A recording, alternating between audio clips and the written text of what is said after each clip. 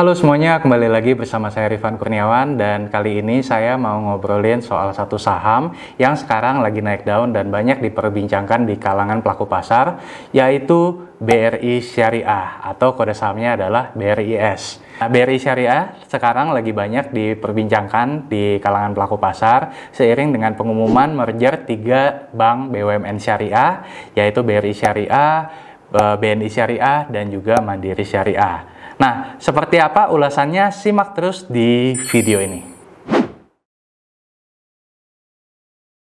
Oke, jadi seperti disampaikan sebelumnya bahwa di video ini kita akan bahas mengenai BRI Syariah sehubungan dengan pengumuman merger dari 3 bank BUMN Syariah, yaitu BRI Syariah, BNI Syariah, dan Mandiri Syariah. Sebenarnya wacana ini bukan wacana baru ya, wacana ini udah sempat diangkat beberapa tahun lalu di mana ingin digabungkan antara 3 bank BUMN Syariah ini. Cuma waktu itu kendalanya adalah bisnis dari bank Syariah belum terlalu menarik, masih relatif kecil, sehingga wacana untuk pembentukan holding ini kemudian gugur waktu beberapa tahun lalu. Nah, wacana ini kemudian kembali naik di tahun 2020. Awalnya waktu di sekitar bulan Juni dan Juli, wacana ini kembali dinaikkan gitu, bahwa merger dari ketiga bank ini akan direalisasikan. Ya, cuman sempat tertunda lagi dan kemudian baru direalisasikan di bulan Oktober 2020 ini. Nah, saya akan menyampaikan pandangan saya dan tim mengenai prospek dari industri bank syariah kedepannya seperti apa, dan terutama BRI Syariahnya. Oke, langsung kita mulai aja. Jadi seperti Anda lihat ya, di sini Anda bisa melihat bahwa harga saham Bank BRI Syariah per video ini dibuat pada tanggal 14 Oktober 2020. Harga sahamnya kembali meningkat mencapai auto reject atas ke harga sekitar 1.405. Nah, harga sahamnya sendiri memang sudah meningkat cukup signifikan ya, di mana per bulan Juni kemarin harga sahamnya masih berada di kisaran sekitar 350 sampai 400 rupiah per lembar saham. Ya, bahkan kalau dibandingkan dengan bulan Maret ya sempat mencapai sekitar di bawah 200 rupiah per lembar saham. Kenaikan dari harga saham BRI Syariah ini memang tidak bisa dilepaskan dari wacana penggabungan bank syariah BUMN yang terus didengungkan selama beberapa bulan terakhir dan direalisasikan di bulan Oktober 2020 ini. Nah, saya mau cerita terlebih dahulu secara makroekonominya. Apa sih tujuan dari dilakukannya merger dari 3 bank BUMN syariah ini? Ya, jadi tujuannya tidak lain dan tidak bukan adalah kita pengen agar Indonesia memiliki bank syariah dengan market kapitalisasi atau dengan aset yang besar. Ya, karena Indonesia sendiri merupakan negara dengan penduduk muslim yang sangat besar. Dari data yang saya dapatkan, jumlah penduduk muslim di Indonesia itu berada di kisaran sekitar 229 juta penduduk muslim. Angka ini jauh lebih tinggi ketimbang misalkan dengan negara tetangga Malaysia yang saat ini berada di sekitar 16 juta penduduk muslim. Nah, sebagai gambaran buat Anda bahwa meskipun let's say kita ambil Malaysia, ya, Malaysia yang memiliki jumlah penduduk muslim yang lebih sedikit dibandingkan dengan Indonesia, ya, memiliki aset perbankan syariah yang sebesar 835,19 miliar ringgit Malaysia atau setara dengan 2.789 triliun rupiah. Nah, angka ini sendiri jelas jauh lebih besar ketimbang aset yang dikelola oleh bank syariah yang ada di Indonesia. Ya, di mana kalau kita lihat sebelum dilakukan merger dari 3 bank BUMN syariah yang ada saat ini, ya, seperti BRI Syariah itu hanya 49,5 triliun rupiah. Kemudian Bank Mandiri Syariah itu sekitar 114,4 triliun rupiah. Dan Bank BNI Syariah itu sekitar 50,7 triliun rupiah. Nah, berangkat dari hal tersebut, ya, maka Pak Erick Thohir kemudian menggagas pembentukan holding dari Bank BUMN Syariah ini. Ya, di mana kalau misalkan ketiganya digabungkan, maka kurang lebih akan membentuk aset kurang lebih sekitar 214 triliun rupiah. Ya, meskipun memang masih jauh di bawah Malaysia, tapi setidaknya angka 214 triliun ini juga bukan angka yang kecil. Nah, secara prospek jangka panjang, saya setuju bahwa merger dari Bank Syariah BUMN ini memberikan dampak positif bagi Indonesia secara keseluruhan dan juga bagi perkembangan bank syariah. Nah, pertanyaan selanjutnya adalah, kalau gitu apakah artinya saya boleh langsung beli saham BRI Syariah ini? Nah, kalau Anda lihat garis merah di bawah ini, kalau udah sampai ujung, mungkin jawabannya iya. Ya, karena yang saya sampaikan tadi di awal adalah hal-hal positifnya. Tapi di sini saya juga ingin menyampaikan counter argumennya agar Anda bisa melihat dari dua sudut pandang. Oke, yang pertama saya ingin bandingkan kinerja dari BRI Syariah ini ya dibandingkan dengan dua bank BUMN syariah lainnya, yaitu Mandiri Syariah dan BNI Syariah. Nah, di sini saya tampilkan data kinerja dari 3 bank syariah milik BUMN berdasarkan laporan keuangan kuartal 1 2020. Nah, jadi di sini yang saya mau tampilkan adalah data di mana belum ada dampak dari pandemi COVID-19, yaitu di kuartal 1 2020. Oke, kita lihat. Dilihat dari Capital Adequacy Ratio atau CAR, maka terlihat di sini bahwa memang BRI Syariah memiliki tingkat ketahanan modal yang lebih tinggi dibandingkan dengan dua bank syariah lainnya, di mana Bank BRI Syariah memiliki Capital Adequacy Ratio sekitar 21,99%, lebih tinggi dibandingkan dengan Bank BNI Syariah 19,29% dan Bank Syariah Mandiri yang sebesar 16,43%. Namun kalau kita bandingkan dengan indikator lainnya, maka kita akan melihat hal yang sebaliknya. Kita ambil contoh misalkan dari sisi return on equity, di mana dari sisi return on equity atau tingkat pengembalian modal, Bank BRI Syariah ini justru yang paling rendah, di mana per kuartal 1 2020 return on equity dari Bank BRI Syariah mencapai 6,3%, jauh di bawah Bank Syariah Mandiri yang sebesar 16,39% atau Bank BNI Syariah yang sebesar 17,95%. Demikian pula dari sisi NPL, ya, atau kalau di bank syariah biasa disebut sebagai NPF, non-performing fund. Nah, Anda bisa lihat di sini bahwa NPF dari Bank BRI Syariah adalah yang tertinggi dibandingkan dengan dua bank lainnya. Di mana NPF yang tinggi ya artinya kredit yang macet juga lebih tinggi. Di sini kita bisa melihat bahwa NPF gross dari BRI Syariah mencapai 5% dan NPF net dari BRI Syariah mencapai 2,9%. Angka ini jauh di atas, let's say, misalkan Bank BNI Syariah yang sebesar 3,8% secara gross dan 1,7% secara net, atau juga Bank Syariah Mandiri yang sebesar 2,49% secara gross dan 0,95% secara net. Nah, Anda bisa bayangkan, ya di awal tadi kita udah bahas bahwa Bank Syariah Mandiri memiliki aset 2 kali lebih besar dibandingkan dengan BRI Syariah, tapi Bank Syariah Mandiri bisa lebih menjaga non-performing fund-nya jauh lebih baik. Dari sisi BOPO atau beban operasional terhadap pendapatan operasional, di sini terlihat bahwa Bank BRI Syariah juga yang paling tinggi, which means artinya paling jelek, ya 90,18%, ya lebih buruk ketimbang Bank Syariah Mandiri yang sebesar 82,87%, atau Bank BNI Syariah yang sebesar 76,53%. Dan juga dari sisi CASA, ya atau rasio dana murah, BRI Syariah ini juga lebih rendah, yaitu 51,0%, ya lebih rendah dibandingkan dengan Bank Syariah Mandiri yang sebesar 56,3% dan BNI Syariah yang sebesar 64,9%. Nah, jadi dari data-data tadi, saya bisa katakan bahwa BRI Syariah ini kurang begitu menarik secara fundamentalnya, terutama apabila kalau kita bandingkan dengan Bank Syariah Mandiri dan BNI Syariah. Nah, hal ini juga yang membuat sebelum harga sahamnya naik seperti sekarang, harga saham Bank BRI Syariah terus-menerus turun.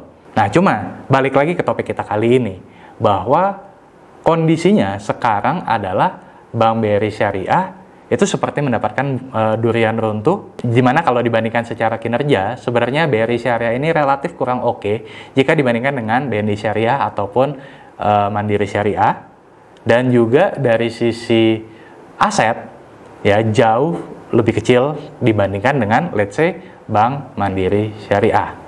Nah, Tapi ceritanya sekarang Bank BRI Syariah lah yang kemudian ditunjuk. Nah, mungkin sebelum saya lanjut, mungkin Anda bertanya, Pak, kenapa BRI Syariah yang ditunjuk sebagai surviving entity?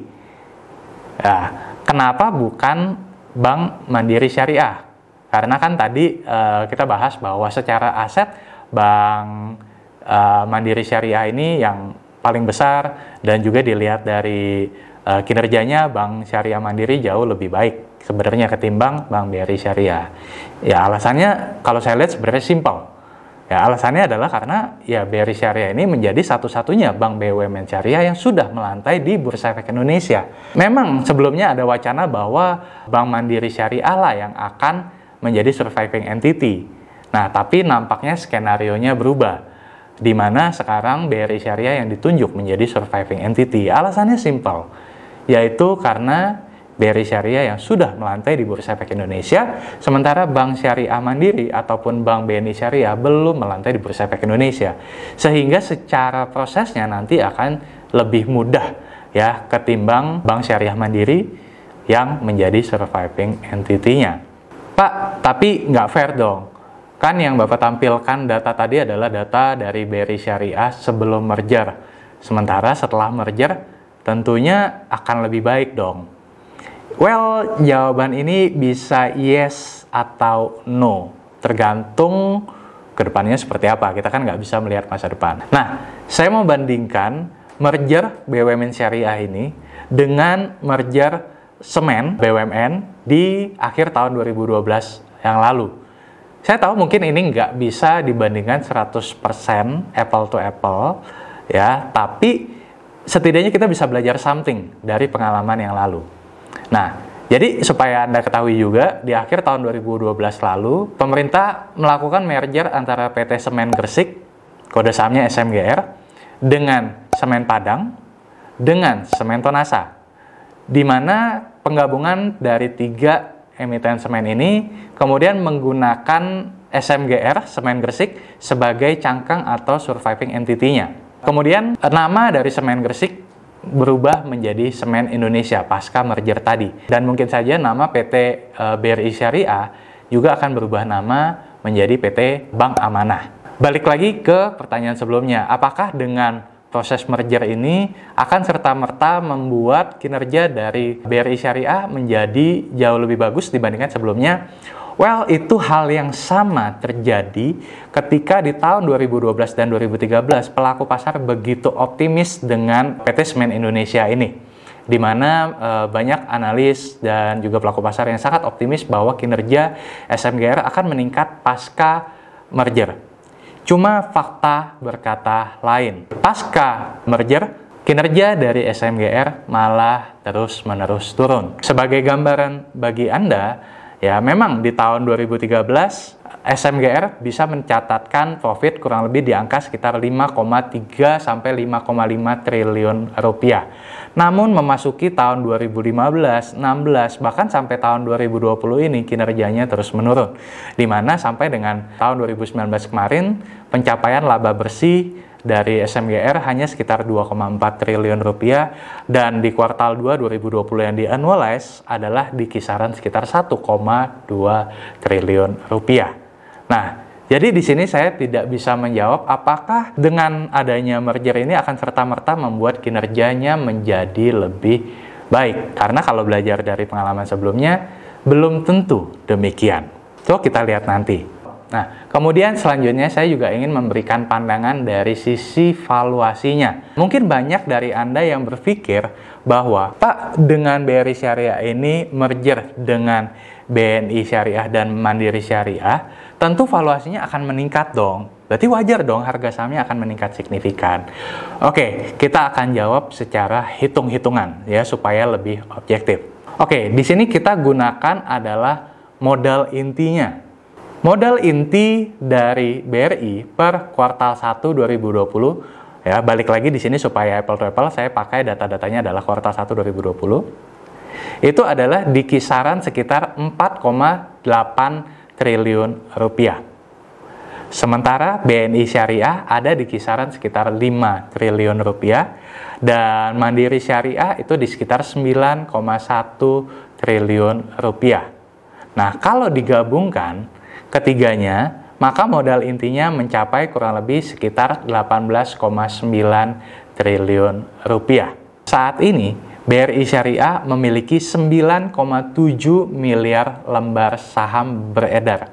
Nah, kalau kita hitung nilai buku per lembar sahamnya, maka nilai buku dari BRI Syariah setelah merger kurang lebih ada di sekitar 1.900-an. Dapat dari mana? Dapat dari kurang lebih sekitar 18,9 triliun rupiah dibagi 9,7 miliar lembar saham beredar. Ya, kurang lebih nilai bukunya adalah sekitar 1.900-an rupiah per lembar saham. Nah, dengan harga saham pasaran saat ini adalah 1.400, artinya masih relatif lebih murah dong, Pak. Karena kan di bawah nilai bukunya. Oke, saya mau kasih gambaran kepada Anda. Baru video ini dibuat, memang BRI Syariah belum melakukan RUPS atau Rapat Umum Pemegang Saham. Ya, membahas salah satunya adalah skema dari bagaimana pemegang saham ke depannya. Saya mau memberikan sudut pandang saya. Anda boleh setuju, boleh tidak setuju. Tapi ini kacamata saya. Oke, nah sekarang kita bicara skema dari pemegang saham pasca merger. Ya, skenario pertama. Ya, skenario pertama adalah tidak ada penambahan jumlah saham beredar. Nah, kalau kita lihat dari struktur kepemilikan saham BRI Syariah saat ini, 73% dipegang oleh induk usahanya, yaitu PT Bank Rakyat Indonesia, BBRI. Kemudian 8,5%-nya dipegang oleh DPLK BRI, dan kemudian 18,47% sisanya itu dipegang oleh publik atau masyarakat. Ya. Jadi balik lagi ke skenario pertama, bisa jadi memang tidak ada penambahan jumlah saham beredar. Jadi PT Bank Mandiri Syariah, PT BNI Syariah akan mengambil alih kepemilikan saham dari PT Bank Rakyat Indonesia. Ya, saya nggak tahu komposisinya akan seperti apa, tapi intinya adalah tidak ada penambahan jumlah saham beredar. Ya, maka dengan asumsi jumlah lembar saham beredar masih di sekitar 9,7 miliar lembar saham, maka nilai bukunya akan menjadi 1.900-an, maka harga 1.400-an per video ini dibuat mungkin masih relatif murah. Tapi bagaimana kalau ternyata diputuskan akan ada penambahan jumlah saham beredar melalui private placement? Nah, saya melihat bahwa skenario kedua ini yang lebih masuk akal. Karena tentu saja BRI sebagai pemegang saham pengendali ya tidak ingin kepemilikan sahamnya terdilusi. Jadi ada kemungkinan opsi kedua adalah BRI Syariah melakukan private placement atau penambahan jumlah saham beredar yang nantinya akan diberikan kepada Bank Syariah Mandiri dan juga Bank BNI Syariah. Rasionya saya juga nggak tahu ya sampai dengan detik ini karena belum diumumkan. Tapi kalau melihat dari modal inti BRI Syariah yang hanya 1/4 dari total modal inti secara keseluruhan, ya mungkin saja private placement-nya bisa 1/4. Ya, tapi di sini saya mau coba pakai asumsi yang lebih konservatif deh. Katakanlah misalkan ada skenario penambahan jumlah saham beredar dengan private placement 1/2. Ya, kita ambil asumsi yang lebih konservatif. Maka jumlah saham beredar dari BRI Syariah akan meningkat dari 9,7 miliar lembar saham ya menjadi 19,4 miliar lembar saham beredar. Nah, balik lagi dengan modal inti pasca merger ini menjadi 18,9 triliun rupiah, atau kalau boleh saya buletin ke atas lah ya biar lebih gampang, kita katakan modal intinya menjadi 20 triliun rupiah ya, kemudian dibagi dengan 19,4 miliar lembar saham beredar, maka kurang lebih nilai bukunya adalah di sekitar 1.000 sampai 1.100-an.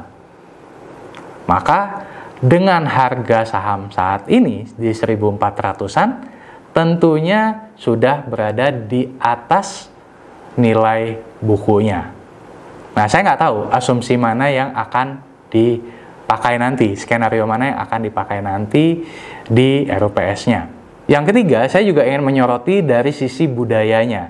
Ya, kita tahu bahwa budaya di masing-masing company, baik itu BRI Syariah, BNI Syariah, Mandiri Syariah, pasti memiliki budaya yang berbeda. Nah, dengan proses merger ini, belum tentu akan smooth. Dalam artian, masing-masing pasti punya kepentingan. Ya, dimana kita tahu bahwa BRI Syariah memang dia unggul di segmen UMKM, BNI Syariah dia unggul di segmen korporasi, ya Mandiri Syariah mungkin dia lebih unggul di segmen consumer, dan lain sebagainya. Jadi masing-masing masih membawa egonya. Ya, apalagi kalau dilihat dari kacamata Mandiri Syariah dengan aset dan nilai buku yang jauh lebih besar, tentu juga ingin mengambil porsi kepemilikan saham yang lebih besar. Nah, balik lagi kalau kita berkaca dari merger semen di tahun 2012-2013 kemarin, mergernya tidak serta-merta menciptakan atau membawa kinerja SMGR ke arah yang lebih baik.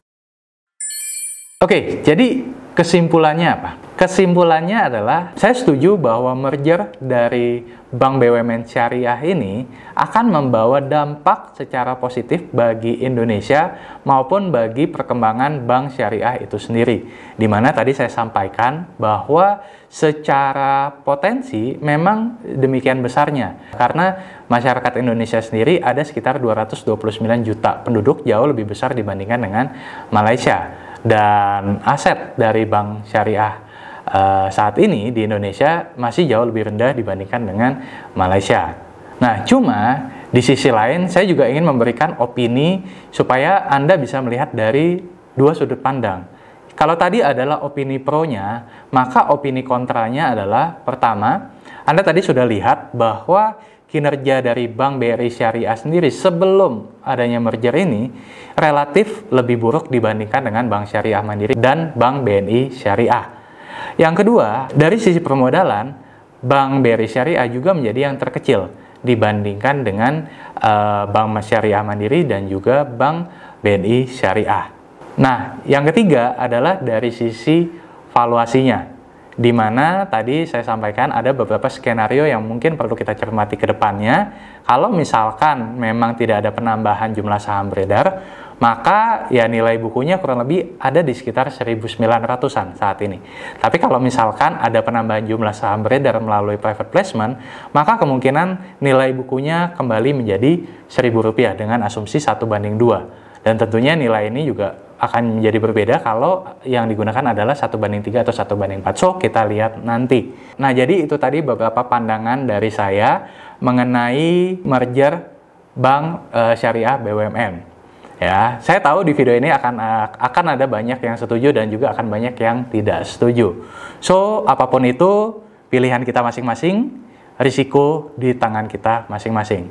Nah, kalau kamu sendiri termasuk tim yang optimis atau pesimis dengan prospek dari BRI Syariah ke depannya, please let me know di kolom komen. Sampaikan komentar yang bijak. Dan kalau kamu suka dengan video ini, jangan lupa klik like, subscribe, dan share ke semua teman-teman kamu, supaya channel ini bisa terus bertumbuh dan memberikan manfaat ke lebih banyak orang. Sampai bertemu di video-video saya yang berikutnya. Salam dari saya, Rifan Kurniawan, Indonesia Value Investor. Sampai jumpa.